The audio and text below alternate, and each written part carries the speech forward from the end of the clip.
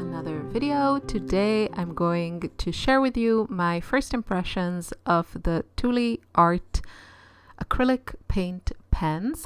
Now I decided after a lot of thinking and debating, I decided to start with the essential set of 30 colors.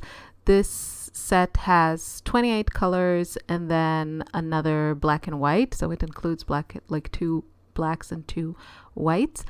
And I chose to go with the extra fine tip. I think it's a 0.7 millimeter tip because I really feel like I'm missing a nice acrylic marker in my creative practice, and here are my wishes for such a set.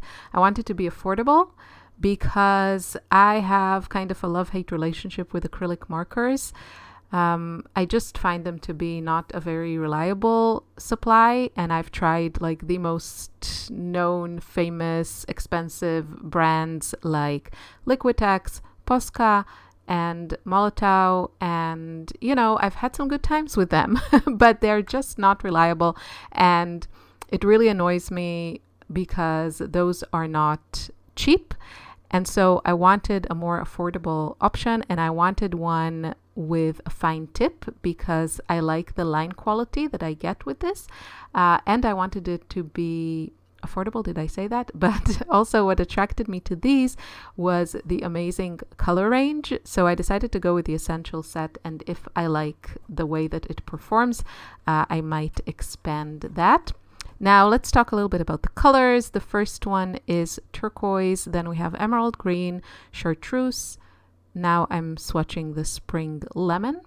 Next is sunburst lemon. Then we have coral orange. Scarlet red is the next one. Actually, I'm not sure that the colors themselves, like the names, are so important. So let me tell you what I think about the color range. The color range is okay. Some of the colors here are really pretty and personally are shades that I like. What is missing for me in a basic set, I think the one thing, actually 2 things that really, that I really miss here is a magenta color. You see there are like these 2 pinks. One is more neon, the other one is kind of a softer pink, but there's no like a magenta color. And then there's no ultramarine. Like this one that I just swatched, it's called Indian Blue. That one is the closest to an ultramarine, and I would say it's a little bit more purpley. And then we go into these other blues, sky blue, baby blue, which already lean more yellow. And I really, really love ultramarine blue, and I also love like those lavender colors, so I wish they had included that. There are some really nice shades here. The yellows are nice, and there are like some pretty teal colors, and then even the neutrals kind of surprised me because I thought they were really attractive, actually nice shades of brown. There's the putty, and now I'm swatching, or before I swatched light cream, and this is pale yellow. It's more of like I would say like a muted olive green.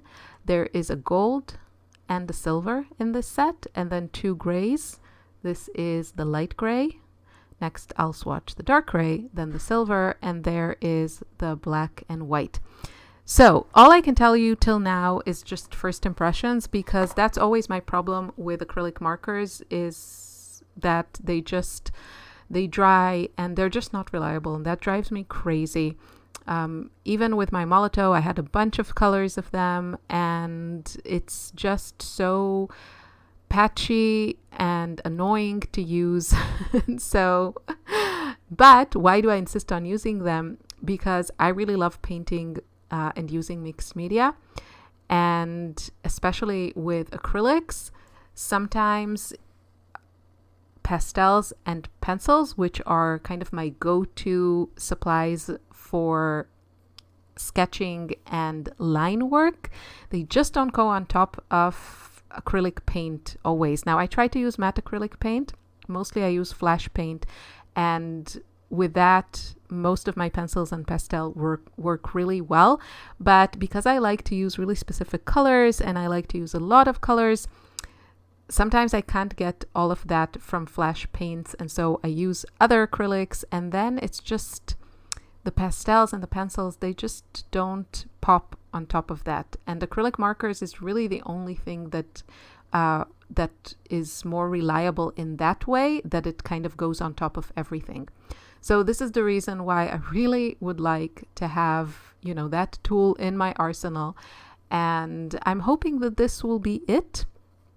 Leave me comments, tell me how you store your acrylic markers or how you keep yours working, how you can make them a more reliable supply, because that is my major problem with them. Now, another thing that I have that is more a personal preference, I just really love the line quality of pastels and pencils.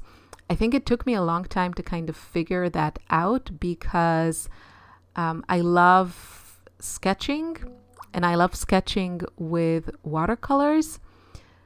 And what is very, very popular out there in the world is sketching with ink and paint. Not paint, pen. And it took me a really long time to understand that, I know maybe I'm stupider than most people, that what bothered me, like I didn't like whenever I tried to sketch with a pen and then watercolors, I didn't like the result. And I finally understood that I just don't like the line quality that I get with pens, even though there are a lot of sketchers that I really, really enjoy their work that work with pen. But I don't know, for me it didn't work, and I realized that I just prefer sketching with pencils or pastels. It has more of that, I don't know, like kids, like children illustration kind of feel, and I really like that. But again, sometimes it's really nice to have something like an acrylic marker. And yeah, so that's why I wanted to try these, and I decided to do a little test and see how they feel. And basically I'm using here my rainbow method, and if you're interested to learn more about it, then go to therainbowmethod.com and you can read all about my course. I'm working actually on all kinds of fun additions to that course. If you're already enrolled, you will get everything. You don't have to worry about that. But yeah, so that's in the works. More on that in the coming weeks. But anyway, I started sketching with these. I really love working in this kind of color wheel rainbow order, and I really enjoyed it. Obviously they're like fresh and new, so they work really well. The ink flow is great and everything is working great, but I've been burned so many times with acrylic markers that I'm very hesitant to enjoy them and be optimistic. Yeah, so we'll see how that works. I would love to have more colors, because I'm all about the colors. They have a really nice kind of earth tone set that looked very appealing. So we'll see. Let me know if you've tried these, what you think about them. I definitely want a marker with a thin, like a fine tip. And yeah, these were like, I can't fault them just yet. They were really fun to sketch with. I like this tip. It came with extra tips, so hopefully, you know, if I don't know, they get clogged or something, then I can add or like replace them. But it was a lot of fun. They're really opaque colors, and I still have to see how they perform on top of like acrylic paint, because this is obviously they will go on very nicely on smooth clean sketchbook paper.